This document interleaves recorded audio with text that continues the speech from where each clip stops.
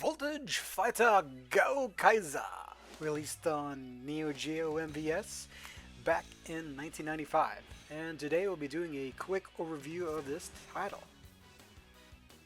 This superhero themed fighting game for the Neo Geo has character designs by artist Masami Obari, who previously worked on both the anime adaptations of the Fatal Fury series, which, by the way, is coming to Blu-ray later this year, and I definitely can't wait to pick up both of those Blu-ray titles. One of my favorite fighting animes. There's also ports of this game for both the Neo Geo CD and PlayStation in Japan. This was originally released back in 1995 in the arcades, of course, with the Neo Geo AES for both Japanese, North America, and Europe.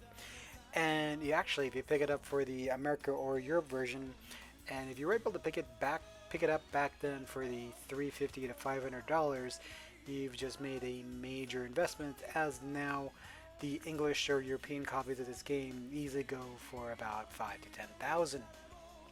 This game itself it's pretty standard for the Neo Geo of that time. The gameplay itself not very tight as far as the controls, but definitely a lot of the I would say the development time was spent on the graphics, to look at the characters, and also has a lot of zooming, which the Neo Geo was very known for the Art of Fighting series, Double Dragon, Samurai Showdown, of course. The sprite scaling made this look amazing at the time. And if you were a fan of the Voltage Fighter Gowcaiser anime, it was also fun to play knowing that system. One of the gameplay tweaks that makes this game unique, especially on the single player mode, is after each battle, if you defeat the character, you can actually pick one of their special moves, and it is, of course, defined per character, and you can add it to your own repertoire. This, of course, is called the trade system, where upon defeating and selecting the 9 other fighters, there's 10 overall in the system, you can actually beat each one and select to acquire or not acquire their special moves. So in a way, it's a little bit like Mega Man. When you are, after you defeat a boss, you can choose one of their specials and use it to defeat the next character. Of the 10 titular characters, you've got Gowcaiser himself, who is basically the Ryu of the game.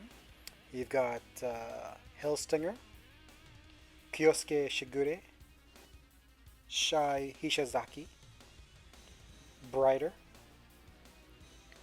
Fudumaru, Captain Atlantis, who of course has some nods to Captain America, Marion, or Marionette, and the Ball Boy as the heroes. For antagonists, you've got the Platonic Twins, Oga, and non-characters, you do have Gowcaiser. The graphics engine itself, along with the theme, is surprisingly underrated.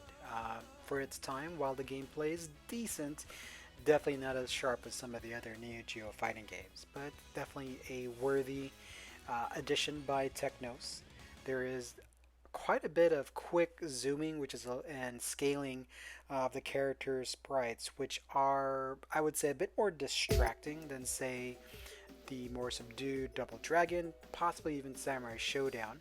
A bit to the same speed as far as the first Art of Fighting, as far as when they scale, zoom in and out. It is definitely a very traditional fighting game at heart. Definitely very Street Fighter 2-esque, which, punch, kick, throw your characters. The roster itself, as you can see, is very over the top. A lot of the designs are based off the anime itself, the 3-episode OVA. So a lot of scantily clad women with a lot of bouncing effects, which, while definitely matching the anime, I kind of wish they focused a little bit more on the gameplay itself. While the fighting game engine isn't horrible by any means, it's definitely a little slower and not quite as tight or as fast as some of the other games of its time in 1995. The graphics themselves are, I would say, still very, very admirable for its time. Even watching it today, you do have, of course, a lot of uppercuts, fireballs, so definitely nothing new in the system itself. The background screens are still pretty well animated, a lot of animation in the background, a little bit of parallax, both here and there. Of course, there can be some range fights, which are pretty decent, but later on, once as a traditional SNK game, once you do fight a war of attrition when it comes to fireball attacks, some of the other characters have better long range attacks, which can be quite annoying. As with most fighting games, you can of course perform special moves, but much like, say, the Fatal Fury series or King of Fighters, they can only be done by either yourself or your opponent right at the end. Basically, it's a comeback mechanic, again, very standard for its time with fighting games. It, again, was released on some 32-bit consoles as well, but they did not make the transition very well due to the slowness of CD-ROMs and the unfortunate lack of RAM to be able to load all the animation and frames for the character. That said, I do recommend picking this game up for the Nintendo Switch. For $7.99, it's a great little kind of nostalgic look, very anime-esque, and honestly, I could see some more of these themes and wouldn't mind seeing an update of this game, whether that be a remake, whether that be a sequel. It would be interesting to see a lot of these same kind of themes and ideas brought forth, maybe instead of Technos of Japan, maybe by, of course, Arc Systems. That definitely, captures a lot of that Japanese anime feel, thanks to the designer and artist. And can you imagine Arc Systems doing an update with their graphics engine, especially using the Guilty Gear Strive, Unreal Engine 5 engine or Unreal Engine 4, but with today's graphics, tightness of control, and special moves would be amazing.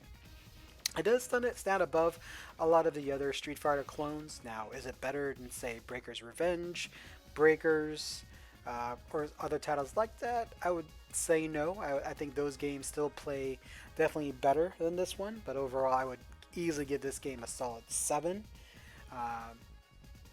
At $8 at the Nintendo Switch eShop, easily worth it for me.